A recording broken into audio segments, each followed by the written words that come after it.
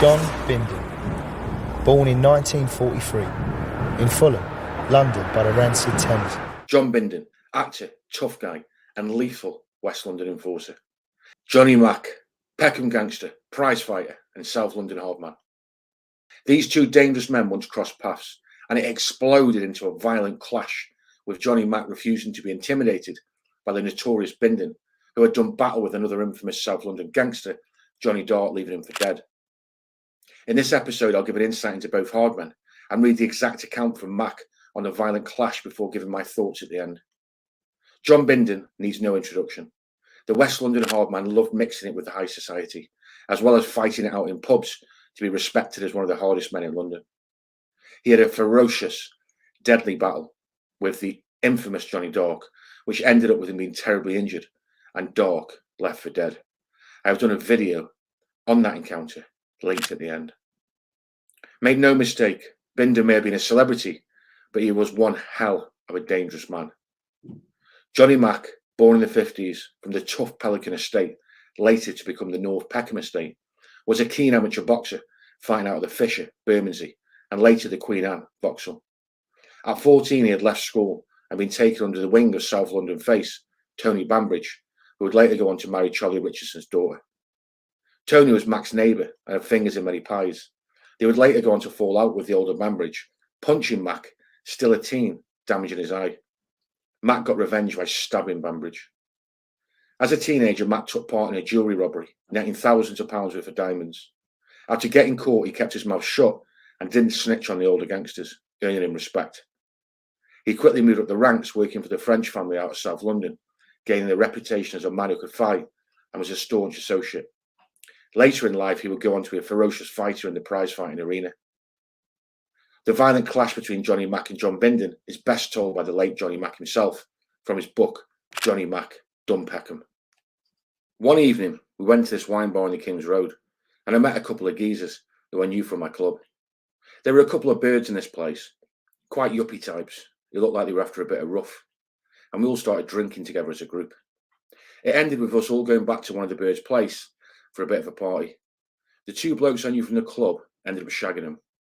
What we didn't realise at the time was that these women were actually call girls who were into actors in the showbiz scene. They never charged the two fellas I knew because they must have just fancied a bit of rough, but they were into charging actors and showbiz types for sex. Where they came unstuck though was by trusting the two guys from the club, because they ended up robbing the girls. I didn't know the men well. They were just customers at the club, but they were obviously ruthless bastards, and they effed off with all the money these girls had earned that was left in the flat. The following afternoon, I couldn't find my car keys. I told Ray that I may have left them at the girls' place, so he said he'd come with me to get them. We went over to Chelsea again, to their place, which was actually a basement flat right under the Chelsea embankment. When this bird opened the door, she said to me, "You got some effing nerve, coming back here."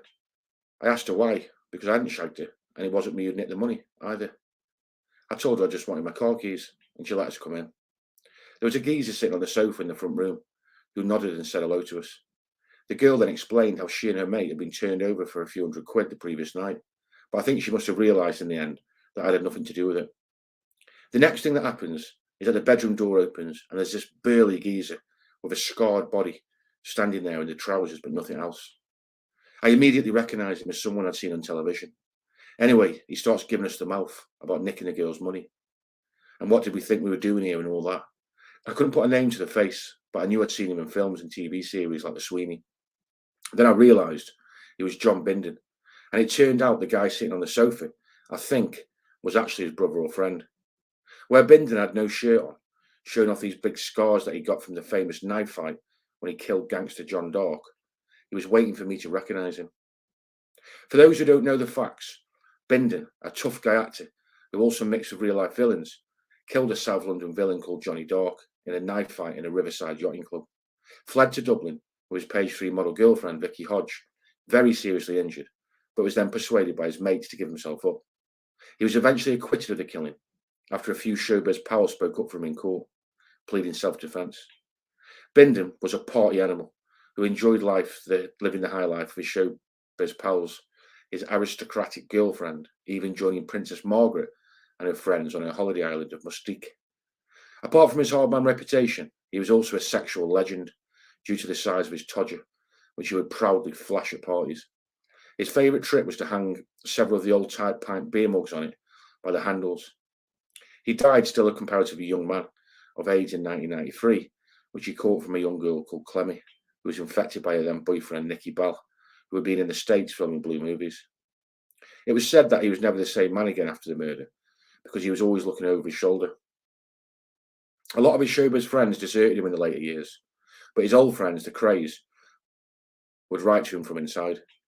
Anyway, I tried to explain to him that I wasn't interested in robbing these women for a few £100, but he kept on being leery, and in the end I just steamed into him. His friend tried to interfere, so I chinned him as well, but eventually John Bindon managed to get hold of me from behind, and the three of us were grappling on the sofa. Trying to handle the pair of them, I looked over to see what Ray was doing. The girl had fled into the bedroom. Ray then came towards us, as I thought, to help me out, but he just climbed over us as we were struggling, and he made for the effing door, managing to accidentally kick me in the head in the process. I couldn't believe it. I thought to myself, it's now or never, and I really went for it, nutting Bindon, biting, and the lot. And I also started with the verbals, because I knew his situation, and that he was shit scared of revenge from the south of the river. I was saying things like, Johnny Darke's mates will know where you are now. You're a dead man, and stuff like that.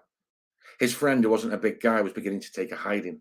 And then Bindon started to shout out, stop, stop. I stood back, making sure to grab hold of this big wine glass on the side, which I broke, ready for use if there was any further action. But Bindon's manner had changed completely. He said, look, I thought about this, and if you did steal the money, you definitely wouldn't have come back to the flat. I said, too right, I wouldn't. I was still a bit steamed up and reminded him that if certain people knew he was there, giving it the big one, he'd be in serious trouble. I knew what these people were like from my days at Harry's place in Deptford. I'd known Johnny Darke from seeing him in the Spielers, not well, but enough to know that he was an animal, and you wouldn't have wanted to cross him. I said to Bindon that these people would kill him, but he wanted to be nice to me now, and we spoke for about half an hour about his situation.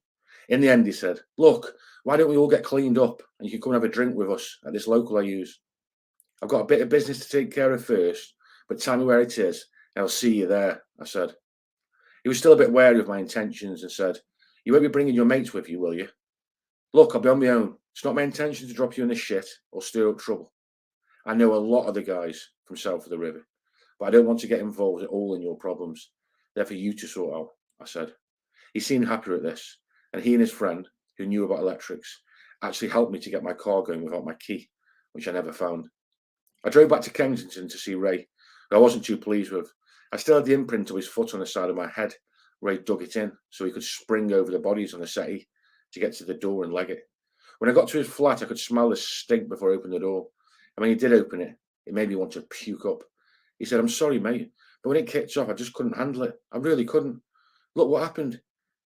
And the tosser had shit himself, big time. His trousers full of it. Ray wasn't made for this type of life. He wasn't really a villain, just a geezer who needed some money.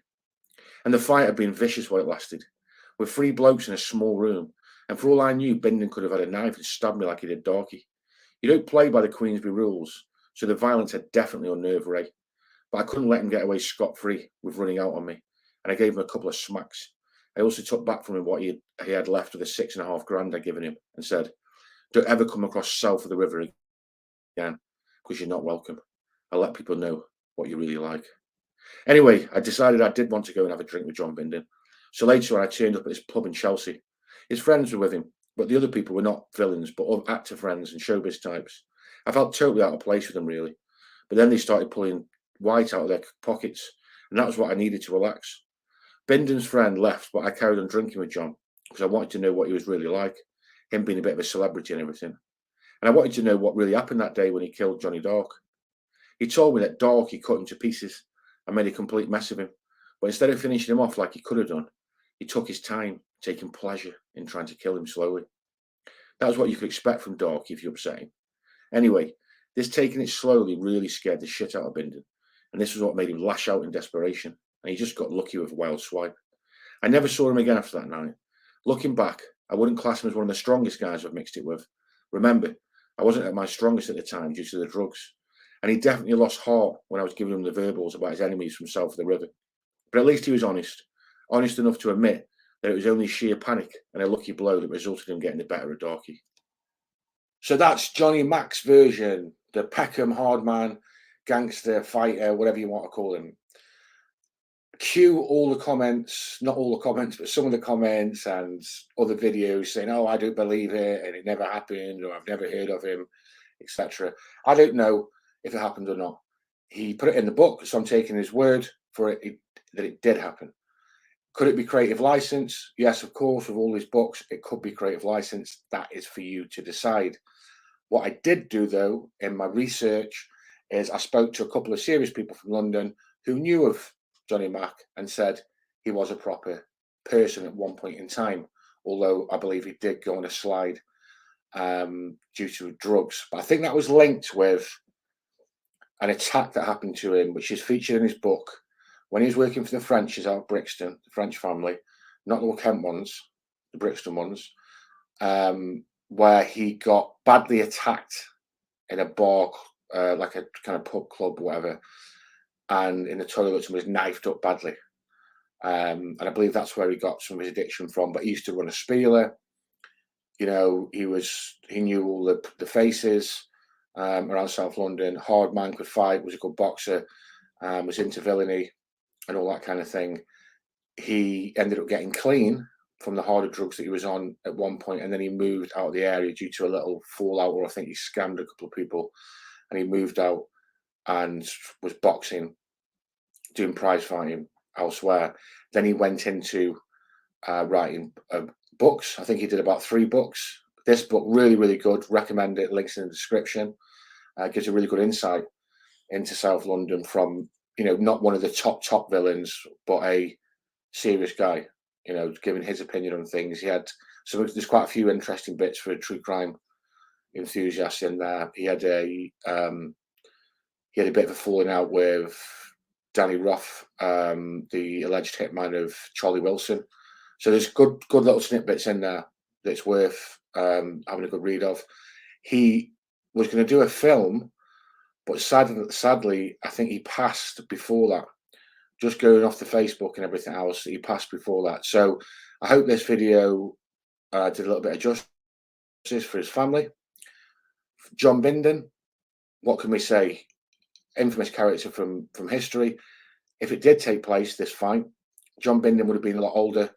He probably 10, 15, maybe even 20 years the senior, and he would have been on the slide, because this, after that fight, which was a very traumatic fight, clearly for the Darke family and for Bindon and people who loved him, etc.